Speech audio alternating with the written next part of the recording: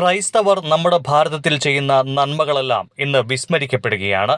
മിഷണറിമാരെയും വൈദികരെയും സന്യസ്തരെയുമെല്ലാം മതപരിവർത്തനത്തിന്റെ പേരിൽ പിടിക്കുകയും നിർദ്ദയം അവരോട് പെരുമാറുകയും ചെയ്യുന്ന കാഴ്ചയാണ് ഇപ്പോൾ നമ്മുടെ മുന്നിലുള്ളത്. ഇതിന്റെ ഏറ്റവും ഒടുവിലെ ഉദാഹരണമാണ് ഛത്തീസ്ഗഡിൽ കന്യാസ്ത്രീകൾ അനുഭവിച്ച ജയിൽവാസവും മനോവേദനയും.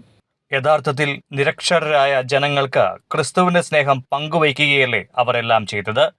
ഒഡീഷയിലെ ജനങ്ങൾ ഇന്നും ക്രിസ്തുവിന്റെ സ്നേഹത്തെക്കുറിച്ച് പറയുമ്പോൾ ഓർക്കുന്നൊരു വൈദികനുണ്ട്. പോളണ്ടുകാരനായ ഫാദർ മരിയൻ സെലാസ്ക് SVD.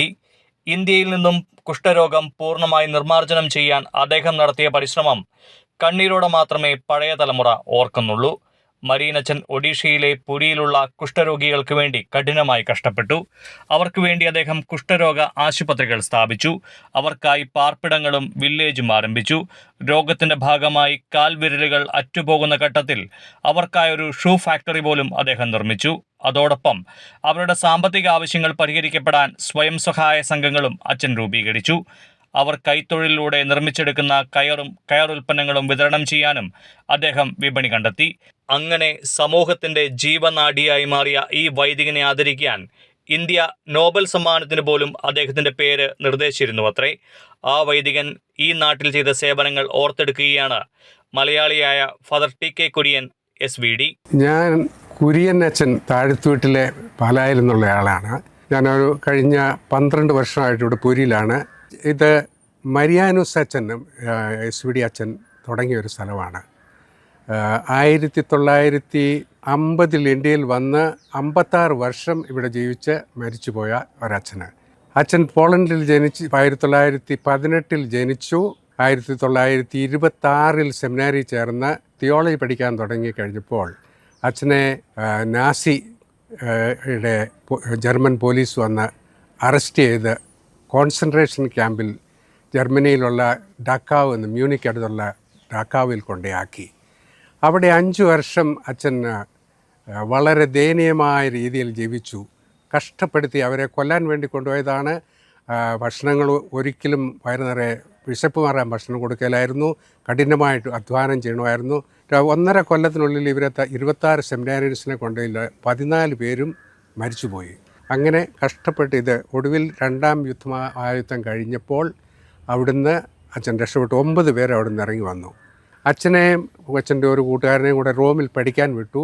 അവിടെ അച്ഛൻ വന്ന് 3 കൊല്ലം തിയോളജി പഠിച്ചു. 1 വർഷം കൂടെ കൂട്ടി അച്ഛന് മാസ്റ്റേഴ്സ് ഇൻ തിയോളജി കൂടെ ചെയ്തിട്ട് 48 അച്ഛൻ്റെ ഓർഡിനേഷനും പുത്തൻകുർബാനയും അവിടെ നടന്നു. വീട്ടിൽ നിന്ന് ആരുമില്ലായിരുന്നു. 4 SVD അച്ഛന്മാരും 2 വയസ്സിൽ തള്ളമാരുമേ അച്ഛൻ്റെ ഓർഡിനേഷനും പുത്തൻകുർബാനയ്ക്കും ഉണ്ടായിരുന്നുള്ളൂ. അച്ഛനവിടെ 1-2 വർഷം പോളിഷ് മൈഗ്രൻസിന് വേണ്ടി വർക്ക് ചെയ്തു. അച്ഛൻ്റെ വീട്ടിൽ അന്ന് അച്ഛൻ്റെ 17 സഹോദരങ്ങൾ, ഒരു അമ്മയ്ക്കും അപ്പനും പിള്ളേരുണ്ടായതിൽ 7ാമത്തെ ആളായിരുന്നു അച്ഛന്. സെക്കൻഡ് വേൾഡ് വാറിൻ്റെ സമയത്ത് ഇവരെല്ലാം ഡിസ്പേഴ്സ് ചെയ്ത് അത് പിന്നെ അവർ ഒരുമിച്ച് വന്നിട്ടില്ല. അച്ഛൻ്റെ ഏറ്റവും ഇളയ സഹോദരി ഇപ്പോഴും ജീവിച്ചിരിപ്പുണ്ട്. ഞാൻ കണ്ടിട്ടുണ്ട് പുള്ളിയെ. പോളണ്ടിൽ ഇപ്പോഴും ജീവിച്ചിരിപ്പുണ്ട്. അച്ഛൻ്റെ ഒരു കാര്യം പറഞ്ഞു കഴിഞ്ഞാൽ ഇവിടെ 1950 മാർച്ച് മാസത്തിൽ ബോംബെ വന്നു. ഏപ്രിൽ 1-ാം തീയതി അച്ഛൻ ഇവിടെ ഈ നോർത്ത് വെസ്റ്റേൺ ഒറീസയിൽ റൗർക്കലയിൽ വന്നു. ഇവിടെ 56 വർഷം ജോലി ചെയ്തു. അതിൽ 31 കൊല്ലം ഈ പൂരിയിലും 25 വർഷം വെസ്റ്റ് ഒറീസയിൽ റൗർക്കല സാമ്പൽപൂർ ഏരിയയിലുമാണ്, ആദിവാസികളുടെ ഇടയിൽ. ഇവിടെ പൂരിയിലെ ആളുകൾ മുക്കാലും ഹിന്ദുക്കളാണ്. ഹിന്ദുക്കളുടെ ഒറീസയിലുള്ള ഏറ്റവും വലിയ തീർത്ഥാടന കേന്ദ്രമാണ്. അതോടൊപ്പം ഒരു പക്ഷെങ്കിൽ ഇന്ത്യയിലെ തന്നെ ഒരു വലിയ തീർത്ഥാടന കേന്ദ്രമാണ്.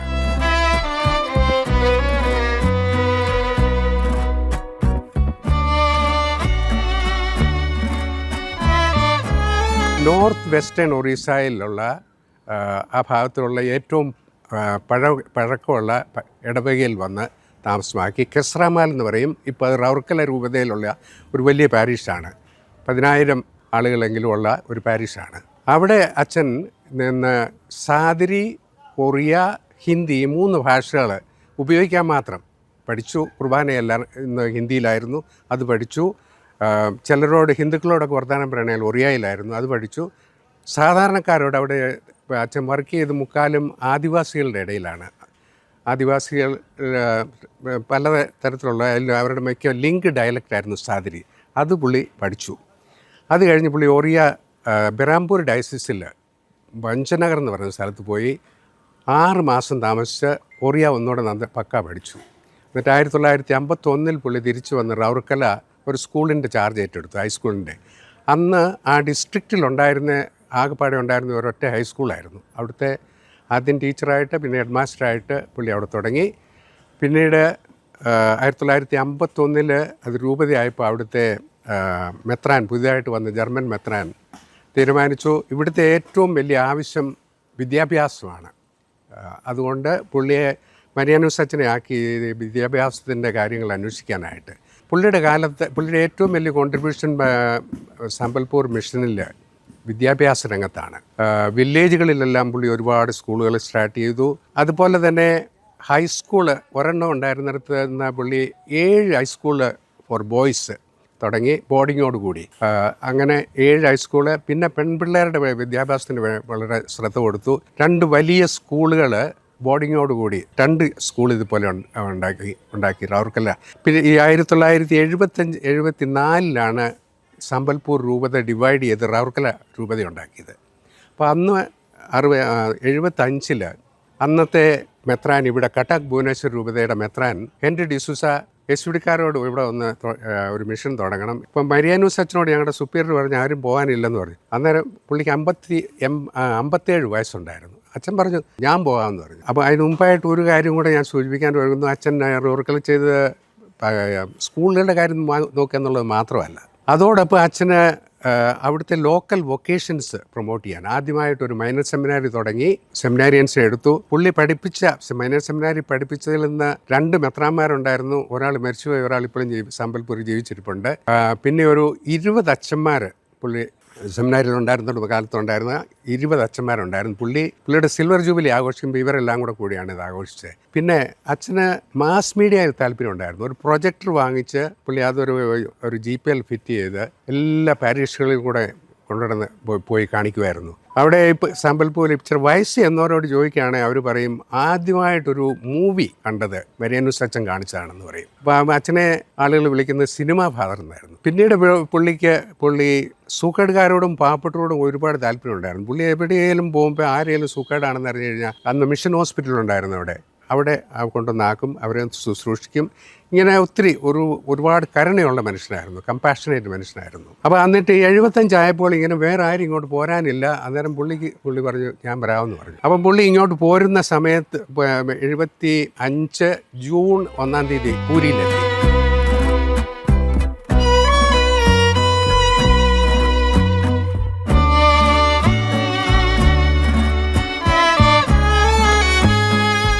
ഈ കാണുന്ന പിയത്തയുടെ സ്റ്റാച്യു അച്ഛനെ വളരെയധികം ആദരവോടും സ്നേഹത്തോടും കൂടെ പരിഗണിച്ചിരുന്ന ഒരു മനുഷ്യനാണ്. അച്ഛൻ്റെ ടേബിളിൽ ഒരു പിയത്തയുടെ ചെറിയൊരു രൂപ ഇരുന്നത് കണ്ടിട്ട് ഞാൻ കൊണ്ടുപോയി ഞാനിതുപോലെ ഒരെണ്ണം കൊണ്ടുവരാമെന്ന് പറഞ്ഞു. ആദ്യമായിട്ട് പുള്ളി ഉണ്ടാക്കിയ സ്റ്റാച്യു ആണിത്. അതേ തുടർന്ന് അച്ഛൻ ഇത് ഒരിക്കലും അച്ഛൻ അതിശയിച്ചു പോയി ഈ മനുഷ്യൻ എങ്ങനെ ഇത് ഉണ്ടാക്കിയെന്ന്. ഇതുവരെ സ്റ്റാച്യു ഉണ്ടാക്കിയ മനുഷ്യനല്ലായിരുന്നു. ഇപ്പം പൂരി സിറ്റിയിലുള്ളതിലെ വലിയ ആർട്ടിസ്റ്റാണ്. പുള്ളിയുടെ സ്ഥിരം ഒരുപാട് പണിക്കാരുണ്ട് ഇത് ചെയ്യുന്നത്. അച്ഛൻ്റെ അനുഗ്രഹം കൊണ്ട് ഇത് നടന്നതാണെന്ന് പുള്ളി വിശ്വസിക്കുന്നത്. മരിയാനൂസ് അച്ഛന് കിട്ടിയ ആളുകൾക്ക് ഉപകാരപ്രദമായ വരങ്ങളിൽ ഒന്നായിരുന്നു വെള്ളമുള്ള സ്ഥലം പിടിച്ച് അത് കാണിക്കാൻ. അച്ഛനെ ഇവിടുന്ന് ഈ സിറ്റി ഭുവനേശ്വരത്തു നിന്നും ഈ അടുത്ത പ്രദേശങ്ങളിൽ നിന്നെല്ലാം ആളുകളാണ് അച്ഛനെ വന്ന് വിളിച്ചുകൊണ്ട് പോകുമായിരുന്നു. കിണറിന് അതുപോലെ ഇതുള്ള തടാകങ്ങൾക്ക് സ്ഥലം കണ്ടുപിടിക്കാൻ, ഉറവയുള്ള സ്ഥലം കണ്ടുപിടിക്കാൻ. അച്ഛൻ ലെപ്രസി പിടിച്ചവരെ സേവനം അനുഷ്ഠിക്കാൻ തുടങ്ങുന്ന കാലത്ത് ധാരാളം പേര് എല്ലാ ദിവസവും ഇവിടുന്ന് വില്ലേജുകളിൽ നിന്നെല്ലാം ലെപ്രസി പേഷ്യൻസിനെയും അവരുടെ കുടുംബങ്ങളെ മുഴുവൻ ഇവിടെ കൊണ്ടുവന്ന് ഇട്ടേച്ചിട്ട് പോകുന്ന ഒരു സമ്പ്രദായം ഉണ്ടായിരുന്നു. അച്ഛൻ ഇതിൻ്റെ സമയത്ത് ഇങ്ങനെ ആരെങ്കിലും വന്നെന്നറിഞ്ഞു കഴിഞ്ഞാൽ അവർക്ക് പറ്റുന്ന സഹായം എല്ലാം ചെയ്തു കൊടുത്തുകൊണ്ടിരുന്നു. അതുപോലെ തന്നെ അച്ഛനെ ഈ ലെപ്രസി പേഷ്യൻസിനോടുള്ള നികൃഷ്ടത അല്ലെങ്കിൽ അവരെ കാണുന്നത് അവരോടുള്ള അവജ്ഞ, പേടി, ഇതെല്ലാം അച്ഛൻ മാറ്റി എന്നുള്ളതാണ് ഇവിടുത്തെ അവരോട് ചെയ്ത ഒരു സേവനം. ഇവിടുത്തെ ക്ലബ്ബുകാരും ഇവിടുത്തെ ഈ സംസ്കൃത യൂണിവേഴ്സിറ്റിയിലെ ആളുകൾ വരെ, പ്രൊഫസേഴ്സ് വരെ ഇവിടെ വന്ന് അച്ഛൻ്റെ കൂട്ടത്തിൽ ഈ കോളനി പോകുമായിരുന്നു. അതിനു മുമ്പ് ഇത് ഒരിക്കലും ഓർക്കാൻ പറ്റില്ലാത്തൊരു കാര്യമാണ്. ഒരു മനുഷ്യർ ഇവിടെ പോവുകയായിരുന്നു. അച്ഛൻ വന്നേ പിന്നെയാണ് ആളുകൾക്ക് ഈ ലെപ്രസിയോടുള്ള പേടി കുറേ മാറിയതും കുറേ കൂടെ ആദരവ് അവരെ മനുഷ്യരായിട്ട് കാണാൻ സാധിച്ചത്. കുഷ്ഠരോഗികളോട് ഇടപെട്ട് കഴിഞ്ഞ് എന്താണ് അവർക്ക് സംഭവിച്ചെന്നുള്ളത് അവർ പറയുന്ന സന്തോഷത്തോട് പറയുന്ന ഒരു കാര്യം ഞാൻ എപ്പോഴും ഓർക്കുന്ന ഇതാണ്: ഫാദർ മൊത്തെ മനുഷ്യ ബൊനായില്ലേ, അച്ഛൻ ഞങ്ങളെ മനുഷ്യരാക്കി. അതുവരെ ആളുകളെ കുഷ്ഠരോഗികളെ മനുഷ്യരായിട്ട് കാണുകയാണ്.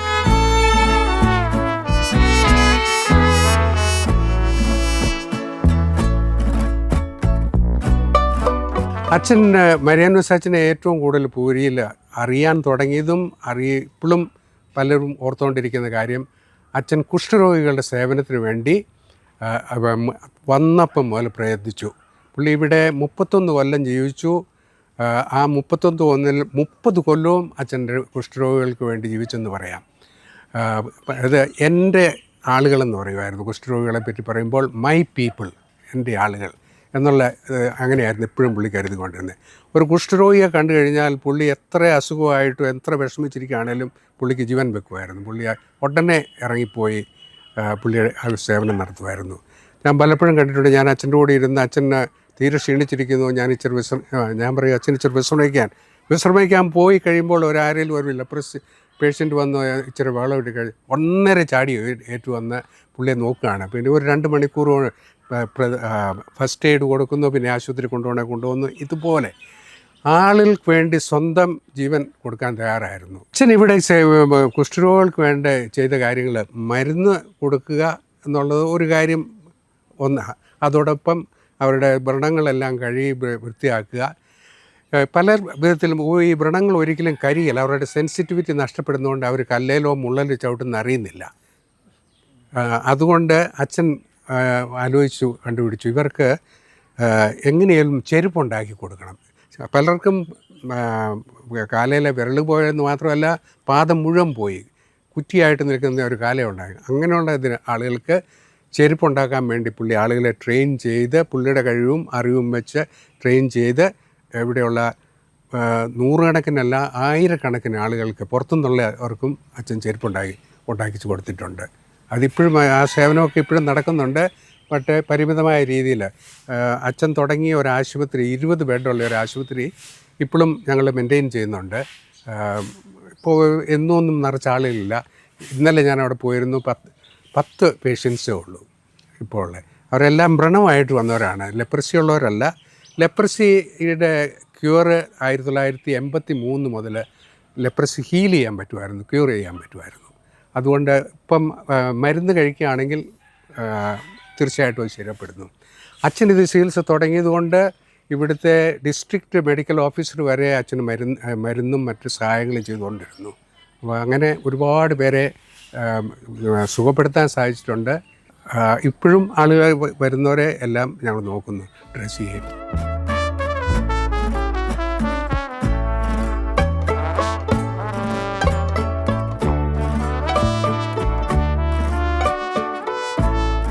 മരിയാനോസ് അച്ഛൻ പൂരിയിൽ വരുന്നത് വരെ കാത്തലിക് പള്ളിക്ക് യാതൊരു ബന്ധവും ഇവിടുത്തെ ഹിന്ദുക്കളുമായിട്ടില്ലായിരുന്നു. മരിയാനോസ് അച്ഛൻ ഇങ്ങനെ തുടക്കത്തിൽ ആരെയോ കണ്ടു, എല്ലാവർക്കും ഒരു പ്രത്യേക ഒരു ആളുകളെ വശപ്പെടുത്താനും അല്ലെങ്കിൽ ആളുകളങ്ങ് അട്രാക്റ്റ് ചെയ്യാനുള്ള ഒത്തിരി കഴിവുണ്ടായിരുന്നു. സ്വാഭാവികമായിട്ടുള്ളൊരു കഴിവായിരുന്നു.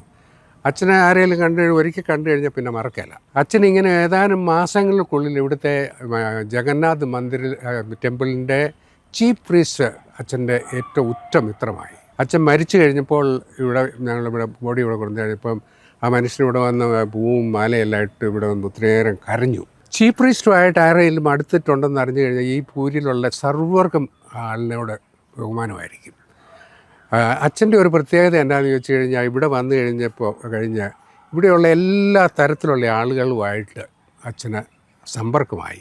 ഈ പൂരി പട്ടണത്തിലേറ്റവും അറിയപ്പെടുന്ന ആൾ ഫാദർ മരിയൻ എന്ന് പറഞ്ഞു കഴിഞ്ഞാൽ ഇവിടെ എല്ലാവരും അറിയുമായിരുന്നു. ഇവിടുത്തെ റിക്ഷ പുള്ളേഴ്സും അറിയുമായിരുന്നു, ബഗേഴ്സും അറിയുമായിരുന്നു, കുഷ്ഠരോഗികളെല്ലാവരും അറിയുമായിരുന്നു. അത്രയും പരിചയമായി. Most known person in the city of Puri. അച്ഛൻ്റെ ഒടുവിലായപ്പോഴത്തേക്ക് മരിക്കുന്നതിന് ഒരു 10 വർഷം മുമ്പ് മന്തിൻ്റെ രോഗം പിടിച്ചു 2 കാലിലും. അത് ഒരിക്കൽ ഫ്രാൻസിൽ കൂടി ഒരു എയർപോർട്ടിൽ കൂടെ കടന്നു പോയപ്പോൾ അവർ കണ്ടുപിടിച്ചു ഏതാണ്ട് 18 കിലോ എക്സ്ട്രാ തൂക്കമായിരുന്നു. അച്ഛന് നടക്കാൻ മേലെന്നായിരുന്നു ഒടുവിൽ. ചെറിയ ദൂരമാണേലും അച്ഛന് വണ്ടിയിൽ പോകുമായിരുന്നു.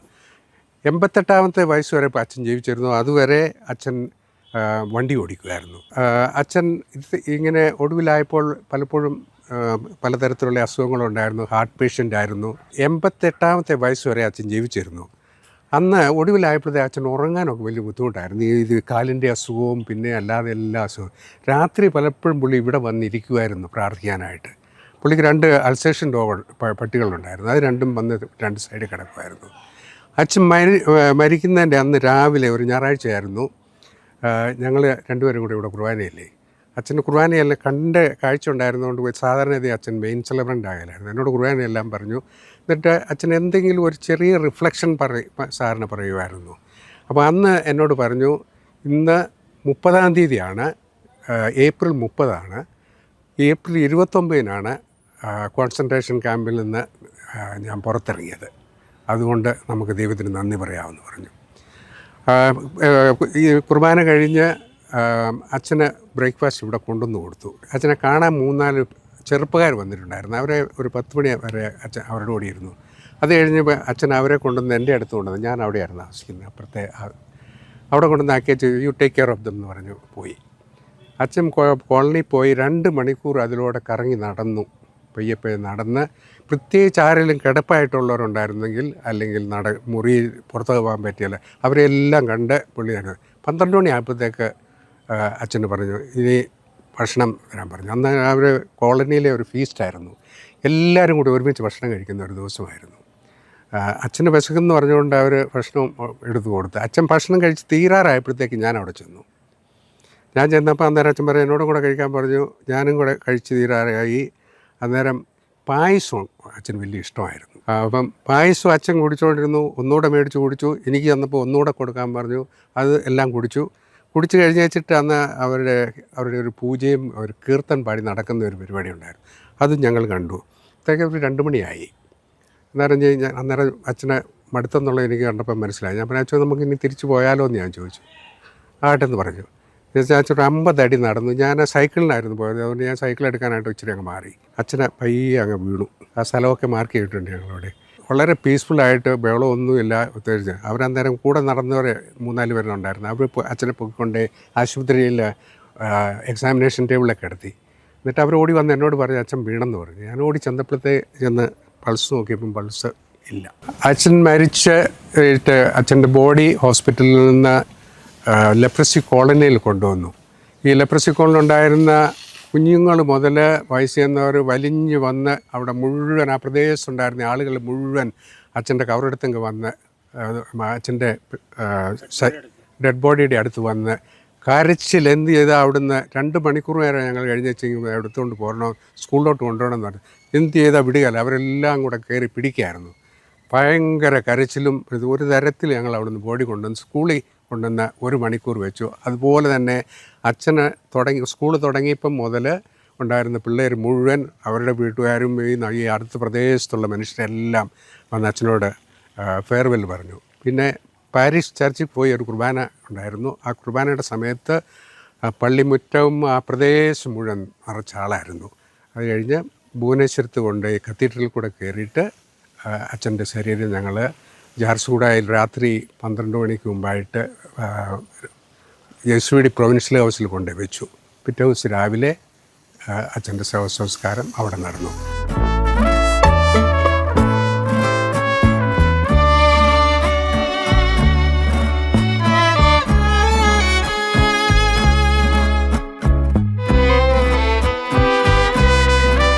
അച്ഛൻ ജീവിച്ചിരുന്നപ്പോൾ തന്നെ അച്ഛന് നോവൽ പീസ് പ്രൈസിന് വേണ്ടി നോമിനേറ്റ് ചെയ്തതാണ്.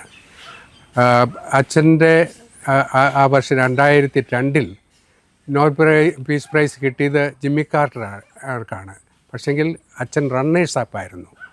121 പേരെ നോമിനേറ്റ് ചെയ്തതിൽ അവരെ സെലക്ട് ചെയ്ത് ഒടുവിൽ വന്ന 2 പേരായിരുന്നു ജിമ്മി കാർട്ടറും ഫാദർ മരിയൻ സെലാസത്തും.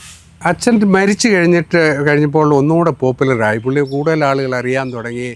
പുള്ളിയെ നോമിനേറ്റ് ചെയ്യണം, സെയിൻ്റ് ആക്കാനായിട്ട് നമ്മൾ ഉള്ള പ്രോസസ്സ് തുടങ്ങണം. രണ്ടിടത്ത്, ഒന്ന് വളരെ കൂടുതലായിട്ട് ആദ്യം വർക്ക് ചെയ്ത കത്തോലിക്കരുള്ള സ്ഥലം റൗർക്കലയാണ്, റൗർക്കലയിൽ നിന്ന് കൂടുതലായിട്ടും, പിന്നെ പോളണ്ടിൽ നിന്നും, ഈ രണ്ടിടത്തു നിന്നും ഇതിനുള്ള റിക്വസ്റ്റുകൾ വന്നു. പോളണ്ടിലെ ഏറ്റവും അറിയപ്പെടുന്ന മിഷണറി ആയിരുന്നു. മരിച്ച സമയത്ത് 2006 അച്ഛൻ മരിക്കുന്ന സമയത്ത് അവിടെയുള്ള മെത്രാന്മാരെല്ലാവരും കൂടെ, 12 മെത്രാന്മാരായിരുന്നു റിട്ടയർഡ് അടക്കം, അവരെല്ലാവരും കൂടെ വന്ന് ബാർസോയിൽ വന്ന് അവിടുത്തെ കത്തീഡ്രലിൽ അച്ഛന് വേണ്ടി കുർബാനയും ചൊല്ലി ഒരു അനുശോച മീറ്റിംഗ് നടത്തി. അതിൻ്റെ അടുത്ത വർഷം ഫസ്റ്റ് ഡെത്ത് ആനിവേഴ്സറിക്ക് പോളണ്ടിലുള്ള എല്ലാ മെത്രാന്മാരും ഒരുപാട് അച്ഛന്മാരും 3 യൂണിവേഴ്സിറ്റിയിൽ നിന്ന് ഒരുമിച്ച് SVDക്കാർ അടക്കം കൂടി ഒരു 3 ദിവസത്തെ സെമിനാർ നടത്തി അച്ഛനെ പറ്റി. എല്ലാ വർഷവും അച്ഛൻ്റെ മരണത്തീയതിക്ക് ബിഷപ്പ്മാർ എവിടെയെങ്കിലും ഒരിടത്ത് കൂടി അച്ഛന് വേണ്ടി ഒരു കുർബാനയും ചൊല്ലി പ്രോഗ്രാമുകളുണ്ട്. മരിയാനൂസ് അച്ഛൻ മരിച്ച് 12 വർഷങ്ങൾക്ക് ശേഷം മരിയാനൂസ് അച്ഛനെ ഒരു സെയിൻ്റായിട്ട് ഡിക്ലെയർ ചെയ്യാനുള്ള പ്രോസസ്സ് തുടങ്ങിയിരിക്കുക. ഡയസിയം പ്രോസസ് ഈസ് ഗോയിങ് ഓൺ. ഇതിൻ്റെ കാരണം മരിയാനൂസ് ചെയ്ത കാര്യങ്ങൾ ഇന്നും എലൈവാണ്, ആളുകൾ ഓർക്കുന്നു. അതിനുവേണ്ടി ദൈവത്തിന് നന്ദി പറയുന്നു. അച്ഛൻ്റെ കവറിടത്തെങ്കിൽ ആളുകൾ വരുന്നു, പ്രാർത്ഥിക്കുന്നു, അച്ഛൻ്റെ മധ്യസ്ഥത ചോദിച്ച് പ്രാർത്ഥിക്കുന്നു. അതുപോലെ തന്നെ അച്ഛൻ്റെ ബ്ലെസ്സിങ് വേണമെന്ന് പറഞ്ഞ് ആളുകൾ ഇവിടെ വരുന്നു. ഈ അച്ഛൻ്റെ ആശ്രമത്തിലും അച്ഛൻ്റെ കവറിടത്തെങ്കിലും ആളുകൾ വരുന്നുണ്ട്. അച്ഛൻ്റെ ബ്ലെസ്സിങ്ങിന് വേണ്ടി അവിടെ ആളുകൾ വരുന്നുണ്ട്. പോളണ്ടിലും ഇന്ത്യയിലും അച്ഛനെ അറിയപ്പെടുന്ന എല്ലാവരും പുള്ളി ഒരു പുണ്യവാനാണെന്നുള്ള ധാരണയിൽ, വിശ്വാസത്തിൽ ജീവിക്കുന്നവരാണ്. അപ്പോൾ അങ്ങനെയുള്ള റിക്വസ്റ്റുകളുടെ അടിസ്ഥാനത്തിൽ ഇവിടുത്തെ മെത്രാപ്പോലിത്ത, കട്ടക്ക് ഭുവനേശ്വർ രൂപത്തേക്ക് മെത്രാപ്പോലിത്ത ഇതിൻ്റെ പ്രോസസ്സ് അന്വേഷണങ്ങൾ നടത്തിയിട്ട് പുള്ളിയെ സെയിൻ്റ് ആക്കാനുള്ള പ്രോസസ്സ് തുടങ്ങുകയാണെന്ന്.